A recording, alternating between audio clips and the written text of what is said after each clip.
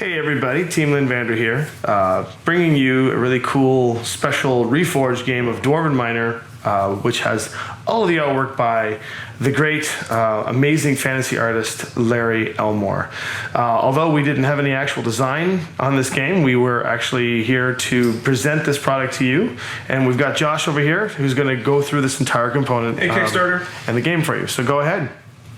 Yeah, so Dwarven Miner, for those of you who are not familiar with the original version of the game, some things have changed a little bit, but the core of the game is still very much the same, which is that each of you is a different clan of dwarves who are mining.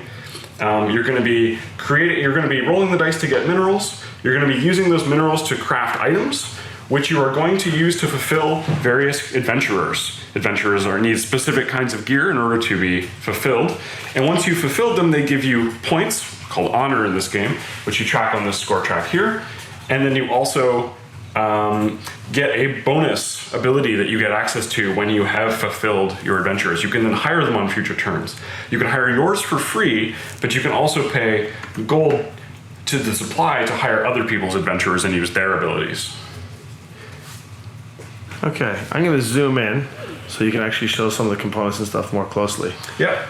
So let's go over what each of the pieces are here. We've got these lovely dice. They're kind of the main attraction. These ones are stickered for our prototype, but the finals will be etched. You can write down here too if you want. There we go. Yeah.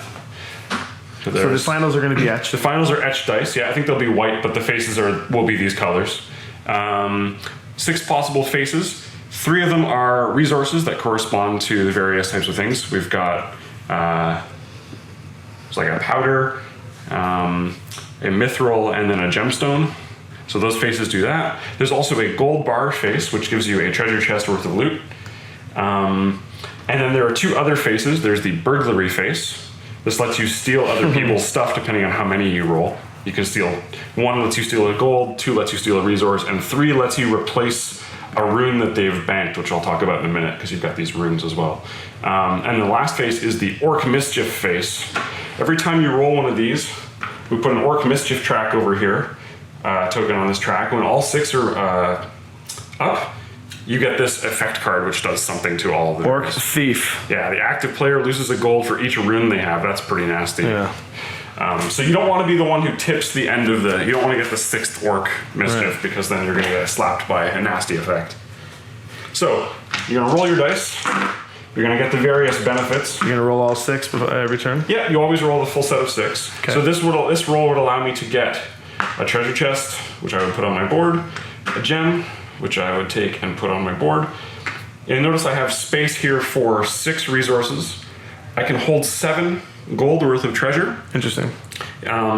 I can have more than this during my turn, but this is the amount I can keep from turn to turn if I don't end up spending it on. Oh, I see. So at the end of the turn, yeah, you I have my own little personal reservoir. So it's a heavy resource management game. Yeah, there's definitely a resource management component. I would have triggered 2 Orc Mischief here, which I'd put down, and then the 2 burglaries would let me steal a resource from another player. Ah, the old feel-good mechanic. Yeah. In this case, actually, because you also start the game, you get a hand of 4 cards for your adventurers. Yeah, these cards here. Yeah, there's a lot of them. You get a hand of 4. You'll pick 1 to start the game with, so you get a special ability that no one else. This is kind of cool. This is all the artwork from Larry Elmore, all the famous classic ones. Really, really good stuff. Mm-hmm. So you get one of the adventurers from your hand of 4 to start. You don't score the points for it, but you get the ability. So the one I picked to start, for instance, is the rogue. I can change an orc into a burglar. I'm gonna zoom in on that rogue there. Yeah. Oop, you can change 1 orc into a burglar? Yes, if I had the rogue. Very cool. So that gives me a little bit of an edge. The other player, for instance, picked Rune Singer, which is when you craft, you can place a rune even if someone already has one. So there's a second level to this, which is, now that I've got my resources, because let's say I roll a little bit better for what I'm trying to do at the moment, which is like, let's say I rolled that, and I got 1 of each type of resource. So you have this. I got the powders, I got the gemstones, and I got the mithril. If I had that set of things, I can then spend these resources to put my rune on the appropriate. And what happens when the rune goes on the space? So this basically means that I've reserved this item, and it will count towards.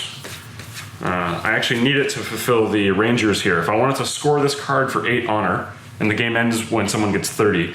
So if I wanted to score that 8 honor, I'm going to need this flagon. I'm going to need a crossbow, and I'm going to need the mithril shirt here. That makes sense for a ranger. Yeah. Beer, bows, and... so if I get the appropriate... If I mine the appropriate resources, I put my rune on that item. No one else can use this item while I've got my rune there. Okay. But then I'm going to cash in my set... When I get the set of 3, I can cash them in to hire this And you bring the runes back. I get my runes back. Now, normally, like, this is occupying a space and no one else can use that ability while it's there. But if someone gets 3 burglar results, they can replace my rune with their own.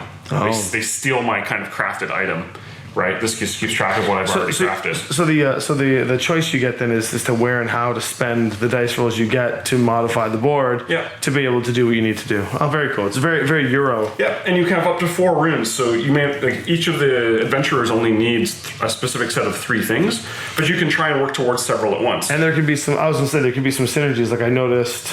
They share some items. In this case, there's no sharing of the items, which is in some cases good too, because you could you could go for the diverse thing by firing your runes out all over the place. Now, I want to mention the treasure because whenever you get the gold face, you actually get 2 treasure chest tokens. Okay, and you can use these in place of other resources when you purchase, but they don't place runes. So the implication here is kind of interesting in that. Let's say the red player has this item, which I also need. I've got this one already, and maybe I've got the 3rd piece I need. Actually, let's say they've got that one. So we're looking at the ranger that needs these specific 3 items. Yeah. I'm not going to be able to get this because the other player's rune is in this on the item I need. But with 2 treasure, I can buy this item temporarily because they're effectively a wild resource. I can buy it temporarily and use it as if I had a rune there. Oh, I see. And then the treasure is spent. So it's a way to get around who's got area control. You just kind of purchase it. And then you score. Yep. Do you score intermittent, like at various phases? You score every time. So at the end of your turn, you're going to roll the dice, then you're going to do your craft, you're going to get your resources, you're going to do your crafting, and then you're going to spend your runes to fulfill any of the adventurers you have. So at the end of my turn, I can remove my runes if I've got the right mix of gear. Excellent. Fulfill the adventure and get the honor listed. So the ranger is worth 8, for instance. So you would be just move up the track. Red player, you're going to go all the way up to 8.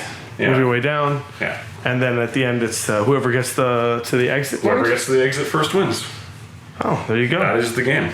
It's simple. Yeah. Yeah, and there's a lot of opportunity to kind of mess with other players. And there's a couple of layers of kind of resource management going on. Yeah, it's a solid little game.